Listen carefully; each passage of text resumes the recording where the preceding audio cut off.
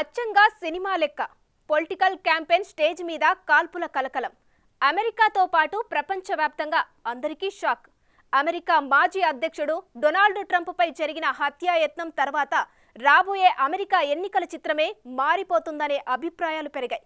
మొన్నటి వరకు tug of war అనుకుంటున్న పరిస్థితి కాస్త వార్ వన్ సైడ్ అవుతుందేమో అనే అనుమానాలకు తావిస్తుంది. ఇంతకీ ట్రంప్ అసాసినేషన్ ఎఫెక్ట్ అమెరికా ఎన్నికల్లో ట్విస్ట్ ఇస్తుందా? రాబోయే ఎన్నికలకు ఇదే టర్నింగ్ పాయింటా? ఈ ఘటన ప్రభావం ఎలా ఉండనుంది? Let's focus.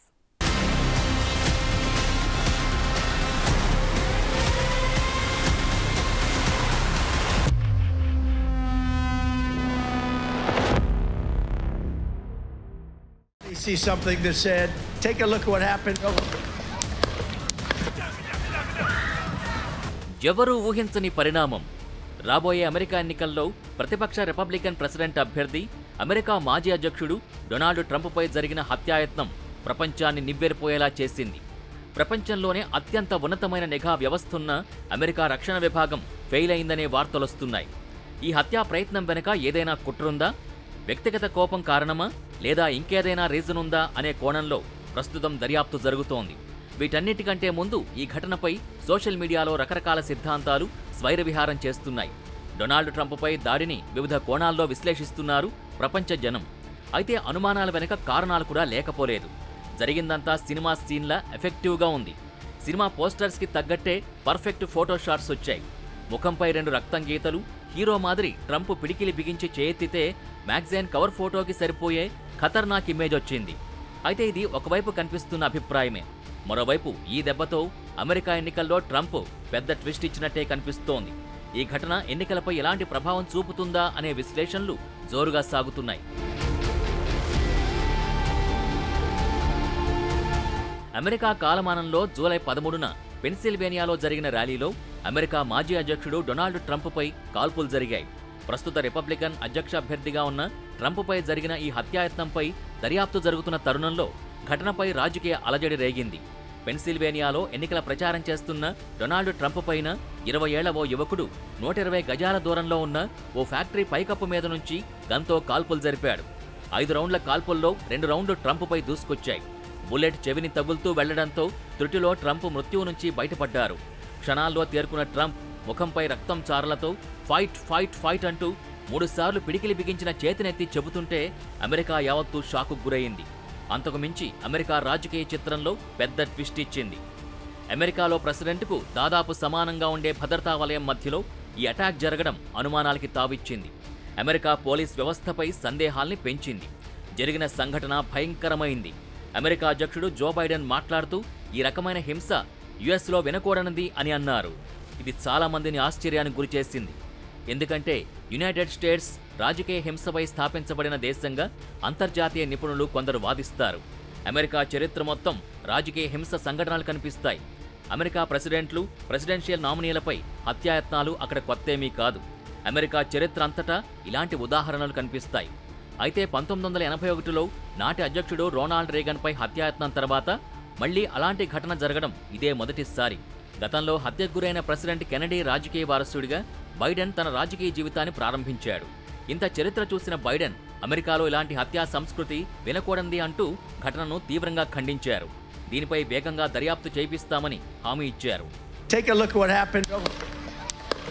అయితే ఇప్పటివరకు జరిగిన అధ్యక్ష ఎన్నికల ప్రచారంలో కనిపిస్తున్న పేలవమైన ప్రభావం, యునైటెడ్ స్టేట్స్లో స్పష్టంగా కనిపిస్తున్న లోతైన విభజనల దృష్ట్యా ఈ ఘటన ఇలాంటి సమయంలో జరగడం చాలా ఆందోళన కలిగిస్తుంది. సోషల్ మీడియాలో అయితే ఈ ఘటనపై విపరీతమైన కామెంట్లు కాకరేపుతున్నాయి. చాలా కుట్ర సిద్ధాంతాల నడుమ అమెరికాలో హింస పెరిగే అవకాశం కనిపిస్తుందనే ఆందోళనలు పెరిగాయి. యుఎస్లో రాజకీయ హింస ఎంత త్వరగా బయటపడుతుందో 2021 జనవరి 6 నాటి యుఎస్ క్యాపిటల్ తిరుగుబాటు గుర్తు చేస్తుంది. ఇటీవలి సంవత్సరాల్లో ఉద్దేశపూర్వకంగా హింసాత్మక కామెంట్లు ఎన్నికల్లో పెరిగినట్టు నిపుణులు చెబుతున్నారు. ప్రత్యేకించి 2016లో అధ్యక్ష పదవికి ట్రంప్ తొలిసారిగా పోటీ చేయడం ప్రారంభించినప్పటి నుంచి రాజకీయ హింసకు సంబంధించిన ఘటనలు ట్రంప్ ర్యాలీల్లో పెరుగుతున్న ధోరణి కనిపిస్తోంది. హింసతో కూడుకున్న వాతావరణాన్ని సృష్టించే విధంగా ట్రంప్ రాజకీయ వ్యాఖ్యానాలుంటున్నాయన్న విశ్లేషణలు గతంలో కూడా ఉన్నాయి. ఉదాహరణకు 2022లో యుఎస్ హౌస్ మాజీ స్పీకర్ నాన్సీ పెలోసి భర్త పాల్పై వాళ్ళ ఇంట్లోనే జరిగిన దాడిని ట్రంప్ వెటకారంగా మాట్లాడారు. కావాలనే అధికార పార్టీ డెమోక్రాట్ నేతలు ఇలాంటి దాడులు చేయించుకుంటున్నారని ట్రంప్ అన్నారు. ఇలా ఎగతాళి చేస్తూ దాడి గురించి సరదా వ్యాఖ్యానాలు చేసిన ట్రంప్ ఇప్పుడు తనపై జరిగిన దాడిని ఎలా చూడాలని అనుకుంటున్నారు అన్నది సోషల్ మీడియాలో చర్చగా మారింది. 2020లో యుఎస్ మీడియా సంస్థ అయిన ABC న్యూస్ నిర్వహించిన దేశవ్యాప్త సర్వేలో 54 క్రిమినల్ కేసుల్ని గుర్తించింది. ఇందులో ట్రంప్ స్వయంగా హింసాత్మక చర్యలు, హింస బెదిరింపులు లేదా దాడి ఆరోపణలతో ప్రత్యక్ష సంబంధం కలిగి ఉన్నారని తేల్చింది. అందుకే ట్రంప్పై జరిగిన దాడి స్వయంకృతాపరాధమని కొందరు చెబుతుంటే దాడి కూడా ఆయనే చేయించుకున్నారనే కామెంట్లు కూడా వస్తున్నాయి. ట్రంప్పై హత్యాయత్నం ఘటనలో కుట్ర కోణం ఉందా? అమెరికా ఎన్నికలకి మరో 3 నెలల సమయం ఉండగా రాజకీయ లబ్ధి కోసం రిపబ్లికన్లు ప్లాన్ ప్రకారం చేశారా అనే అనుమానాల్ని ప్రస్తుతం కొందరు నెటిజన్లు లేవనెత్తుతున్నారు. ట్రంప్పై కాల్పులు జరిగిన కొద్ది క్షణాల్లోనే సోషల్ మీడియాలో స్టాగ్డ్ అనే పదం ట్రెండింగ్లోకొచ్చింది. ఈ పదానికి తెలుగు అర్థం రంగస్థలం. ప్లాన్ ప్రకారం జరిగే కుట్ర సిద్ధాంతాలకు పర్యాయపదంగా కూడా దీన్ని వాడతారు. వదంతులు, ద్వేషపూరిత ప్రసంగాలకి ఈ మధ్య ట్రంప్ కేంద్ర బిందువు కావడంతో సోషల్ మీడియాలో ఈ పదాన్ని వినియోగిస్తున్నారు. ట్రంప్ ప్రచారం చేస్తున్న సభా ప్రాంగణం ఒక రంగస్థలంగా కనిపించిందని సోషల్ మీడియాలో కామెంట్లు పెరిగాయి. Take a look at what happened.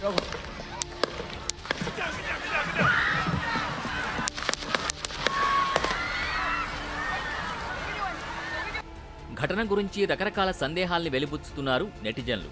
ట్రంప్పై తుపాకీతో కాల్పులు జరిగినా అక్కడి సమూహంలో ఎవరూ పరిగెత్తలేదు, భయపడలేదని, కాల్పులకు పాల్పడ్డ వ్యక్తిపై ముందుగానే ఎందుకు కాల్పులు జరిపారని, జనాలుండగా అలా ఎలా కాల్చారు అనే డౌట్లొస్తున్నాయి.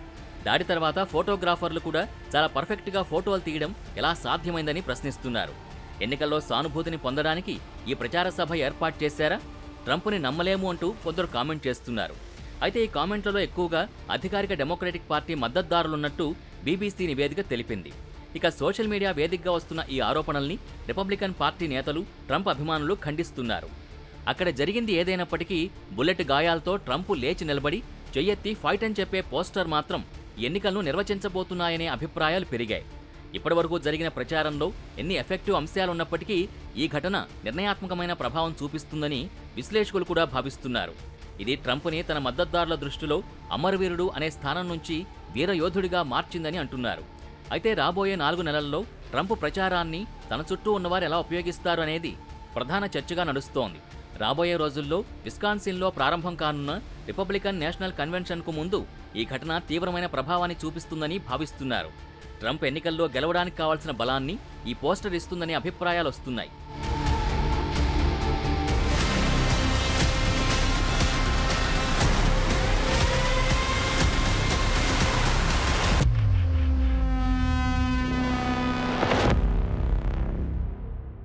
డొనాల్డ్ ట్రంప్పై హత్యాయత్నం జరిగిన తర్వాత అమెరికాలో రాజకీయ వాతావరణం పూర్తిగా మారిపోయింది.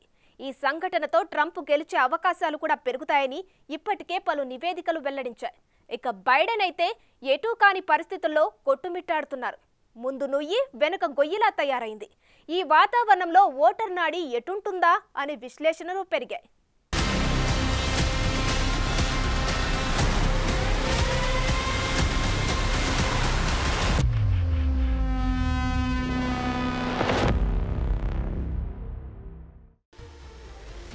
అమెరికా మాజీ అధ్యక్షుడు డొనాల్డ్ ట్రంప్పై కాల్పులు జరిపిన వ్యక్తి ఘటనా స్థలంలోనే సీక్రెట్ సర్వీస్ ఏజెంట్ల ప్రతిదాడిలో చనిపోయాడు. ఇక హత్యాయత్నానికి కారణమేంటో దర్యాప్తులో తేలొచ్చుగాని ఈ దాడి ప్రయత్నాన్ని మాత్రం హత్యాయత్నంగానే సీక్రెట్ సర్వీస్ ఏజెన్సీ వర్గాలు భావిస్తున్నాయి. ఇక దాడికి గురైన తర్వాత ట్రంప్ ముఖాన్ని ఆయన కుమారుడు ఎరిక్ ట్రంప్ సోషల్ మీడియాలో షేర్ చేశారు. ఇలాంటి పోరాట యోధుడే అమెరికాకు కావాలి అని దానికి క్యాప్షన్ పెట్టారు. ఇలా చాలామంది ట్రంప్ మద్దతుదారులు ఈ దాడిని ఎన్నికల కోసం బలంగా వినియోగించుకునే దిశగా ప్రయత్నాలు జరుగుతున్నాయి. దీంతో ఇప్పటికే ట్రంప్కు మద్దతు, సానుభూతి మరింతగా పెరుగుతున్నాయని పలు నివేదికలు చెబుతున్నాయి. అందులోనూ దాడి జరిగిన వెంటనే ట్రంప్ భయపడి మోకాళ్లపైనే పాక్కుంటూ వెళ్లలేదు. లేచి నిలబడి తన మద్దతుదారుల్ని పలకరించారు. మరింత ధైర్యంగా లెట్స్ ఫైట్ అంటూ పిలుపునిచ్చారు. దీంతో ఇది ట్రంప్ సామర్థ్యానికి బలమైన ఉదాహరణగా ప్రచారం జరుగుతోంది.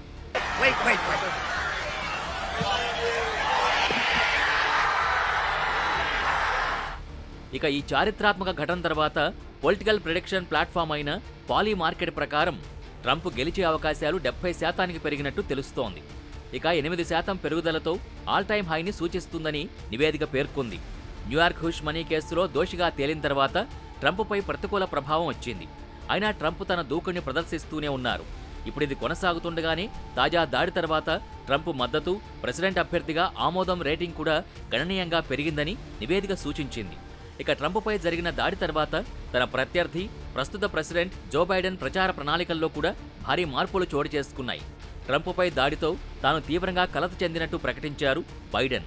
మరోవైపు దాడి జరిగిన కాసేపటికే జో బైడెన్ ఎన్నికల ప్రచార కమిటీ అప్పటికే ప్రసారానికి సిద్ధం చేసిన ఎలక్షన్ క్యాంపెయిన్ యాడ్స్ని వీలైనంత త్వరగా నిలిపేసే ప్రయత్నాలు ప్రారంభించింది. ట్రంప్ను విమర్శిస్తూ సిద్ధం చేసిన ప్రకటనల్ని ప్రసారం చేయడం సముచితం అనిపించుకోదని బైడెన్ టీం నిర్ణయించింది. దీంతో ట్రంప్ ప్రచారంలో ఈ దాడి అనుకూల ఫలితాలిస్తుంటే, అటు బైడెన్ ప్రచారంలో ట్రంప్ను నిందిస్తూ ఎలాంటి ప్రచారం చేయలేని పరిస్థితి నెలకొంది. ఇక అన్ని రాజకీయ వర్గాలకు చెందిన నేతలు, ట్రంప్ అంటే గిట్టని వారు కూడా ఈ దాడిని ఖండించడానికి ముందుకొచ్చారు. ప్రజాస్వామ్యంలో ఇలాంటి హింసకు తావు లేదంటూ ప్రకటనలు చేస్తున్నారు. అమెరికా మాజీ అధ్యక్షులు Barack Obama, George W Bush, Bill Clinton, Jimmy Carter లాంటి వాళ్లంతా ఈ చర్యను ఖండించారు. ట్రంప్ను 2 సార్లు అభిశంసించడంలో సహకారం అందించిన నాన్సీ పెలోసీ కూడా ట్రంప్ మీద జరిగిన దాడిని ఖండించారు. ట్రంప్ ఈ ప్రమాదం నుంచి బయటపడడం తమకు సంతోషం కలిగించిందని అందరూ అన్నారు. అయితే ఈ హింసకు జో బైడెన్దే బాధ్యతని కొంతమంది ట్రంప్ సన్నిహితులు, మద్దతుదారులు ఇప్పటికే విమర్శలు చేశారు. అయితే ఈ ఆరోపణల్ని ఖండించడం తప్ప లేదు, ట్రంపే ఇలా ప్లాన్ చేసుకున్నారని డెమోక్రాట్లు అనలేని పరిస్థితి ఏర్పడింది. ఇక ఈ దాడి ప్రభావంతో ముఖ్యంగా విస్కాన్సిన్లోని మిల్వాకీలో జరిగే రిపబ్లికన్ నేషనల్ కన్వెన్షన్పై అందరి దృష్టి పడింది. ట్రంప్ని తమ పార్టీ నుంచి ప్రధాని అభ్యర్థిగా నామినేట్ చేసే అధికార ప్రక్రియను ప్రారంభించడానికి రిపబ్లికన్లు జూలై 15 నుంచి 4 రోజులు సమావేశమవుతున్నారు. అయితే ట్రంప్, బైడెన్ వయసు రీత్యా ఇద్దరూ వృద్ధులనే దృష్టిలో అమెరికన్ ఓటర్స్ ఉండగా రిపబ్లికన్ కన్వెన్షన్కు హాజరయ్యే అంశంలో ట్రంప్ ఇంకా ఆలోచిస్తున్నట్టు ఇటీవల ప్రచారం జరిగింది. అయితే ఇప్పుడు పరిస్థితుల్లో మార్పు వచ్చింది. రిపబ్లికన్లు ట్రంప్ని తమ అధినేతగా ఎన్నుకునే విషయంలో ఈ దాడి ఘటన ప్రభావితం చేస్తుందనే అభిప్రాయాలు పెరిగాయి. అంతేకాక డెమోక్రాట్లని అణగదొక్కడానికి ట్రంప్ నాయకత్వాన్ని పార్టీ ఉపయోగించుకోవడానికి ప్రయత్నిస్తుందనే విశ్లేషణలు వస్తున్నాయి. ఇక మొన్నటి వరకు ట్రంప్కు ఓటు వేద్దామా వద్దా అని ఆలోచించే రిపబ్లికన్ పార్టీ మద్దతుదారులు ఇప్పుడు ట్రంప్కి తప్పనిసరిగా ఓటు వేసే వాతావరణం కనిపిస్తోంది. దీంతో బైడెన్ ఏ విధంగానూ ఆ ఓటు బ్యాంకును ప్రభావితం చేయలేని పరిస్థితి నెలకొంది. దీంతో నిన్నటి వరకు బైడెన్ గెలవడం అనేది కనుచూపు మేరలో కనిపిస్తే ఇప్పుడది కనిపించనంతగా మరింత దూరం జరిగింది. ఈ పరిణామంతో నిన్నటి వరకు బైడెన్ని తప్పించి కొత్తవారికి ప్రెసిడెంట్ అభ్యర్థిత్వాన్ని కట్టబెట్టాలనే కొందరు డెమోక్రాట్ల వాదనకు కూడా బలం వచ్చే అవకాశం ఉంది. ఇప్పుడు బైడెన్ ముందు కఠినమైన సవాలుంది. ముందుగా ట్రంప్పై ఘోరమైన వ్యాఖ్యలు చేయకుండా చాలా సున్నితంగా వ్యతిరేకిస్తూ తన 3 నెలల ఎన్నికల ప్రచారాన్ని కొనసాగించాలి. అసలే ఇటీవల మొదటి ప్రెసిడెన్షియల్ డిబేట్లో పేలవమైన ప్రదర్శన ఇచ్చిన బైడెన్ ఈ మధ్య గొంతు పెంచారు. కానీ ఈ దాడి వల్ల ఆ గొంతును మళ్లీ తగ్గించాల్సిన పరిస్థితి ఏర్పడింది. ఇప్పటికే బైడెన్ ప్రచారాన్ని, టెలివిజన్ ప్రకటనల్ని పాజ్ చేస్తున్నట్టు పార్టీ పేర్కొంది. పౌర హక్కుల చట్టం 60వ వార్షికోత్సవాన్ని పురస్కరించుకుని ఆస్టిన్లో జూలై 15న జరగాల్సిన ప్రసంగాన్ని బైడెన్ వాయిదా వేశారు. అలాగే వైస్ ప్రెసిడెంట్ కమలా హ్యారిస్ ఫ్లోరిడాలో జూలై 16న జరగాల్సిన ప్రచార కార్యక్రమం కూడా కొండెక్కింది. ఎన్నికల రోజుకు 4 నెలల కంటే తక్కువ సమయం ఉన్న తరుణంలో ఇలాంటి పరిస్థితులు బైడెన్ గ్రూపులో గుబులు పుట్టిస్తున్నాయి. Real Clear Politics polling average ప్రకారం ట్రంప్ కంటే బైడెన్ దాదాపు 3% పాయింట్తో వెనకంజలో ఉన్నారు. ఇప్పుడు దీన్ని ఎదుర్కొనే అవకాశం లేని పరిస్థితి. దీంతో అవకాశాలన్నీ డొనాల్డ్ ట్రంప్ బుట్టలో పడినట్టయింది. ఇక అమెరికన్ ఓటర్ ఎలాంటి నిర్ణయం తీసుకుంటారన్నది వేచి చూడాలి.